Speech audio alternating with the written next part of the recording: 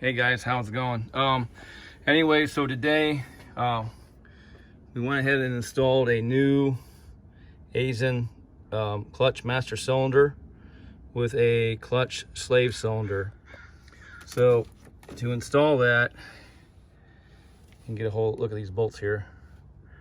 You have two 12mm bolts, and you have a 10 millimeter line that you have to disconnect. Make sure you use a line wrench to crack it loose, and you can come back with a 10mm combo wrench to get it off quicker. But you don't want to use that because you get around the edges, and then you would have an issue having to replace the end of the line, and that would cause a whole other string of events. So the next thing for this project, we're going to do the brake master cylinder, and we're going to go to a dual diaphragm booster as well.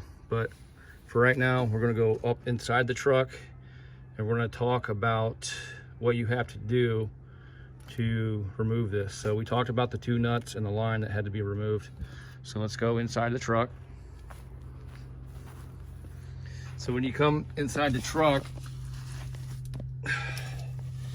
all right, you're going to look up inside here, and you're going to see on the clutch pedal there's a pin and a spring, and you're going to pull the cotter pin out, okay? And once you pull the cotter pin out, you take, there's a straight pin, you'll take that straight pin out, obviously take that spring off. Don't disconnect the spring from up top, because it's kind of hard to get it up into the hook. Just ask me why, how I know. But it's a pretty tight space here in the 1990 Toyota pickup. So, but once you get it bled and everything like that, and we don't really need to go over the bleeding procedures, you'd have a really nice firm pedal, okay?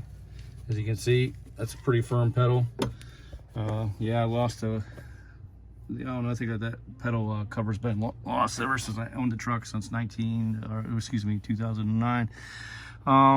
Now, what we'll do, we'll go underneath the truck and we'll take a look at the slave cylinder. So, all right, so I'm gonna get some light up here.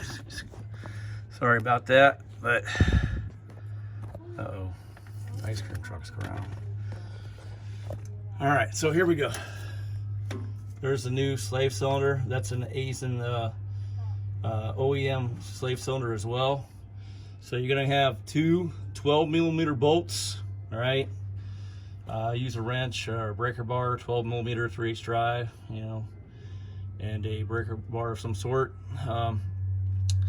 Then once you get done with that, you come to a 12mm ratchet wrench to help aid the process of removing that. The line up here that comes into the slave is a 10mm. All right, now you're going to want to find that 10mm line wrench. All right, you're going to need something a little bit stubby, because you're going to get into the area of this and fight this. But once you get it broke loose, you can come in there with a 10mm combo wrench. You have your bleeder screw up here, and don't forget to take the cap off. Once you get the cap off, you can hook your bleeding device and suck out the air, or you could use a pusher and push the fluid in through it and do a reverse bleed. So if you feel like you don't have pedal at all, just give it some time, work it. Have two people to help you, one to crack the bleeder here and try to get all the air out of the master cylinder. Do a bench bleed first before you install it, and be quick about putting the line in so you don't have to suffer through all the air and bleeding procedures. So it's all it really comes down to is just getting all the air out and prep work and being quick about your work, and it'll take a lot of the issues away. But always having the right tools help. Really, necessarily to bleed this, all you need is some air hose in a Gatorade bottle, and put an X in the cap and put the hose down in the cap, then have somebody to push on the pedal, force all the air out of the line, then you crack the nut tight. Then you should have something that resembles a hydraulic clutch pedal and you can go from there. So if you guys got any other questions about how to bleed a clutch, the process of it, the main tools you need here is a 10 mil line wrench, 10 mil combo, 12 millimeter combo wrench, 3/8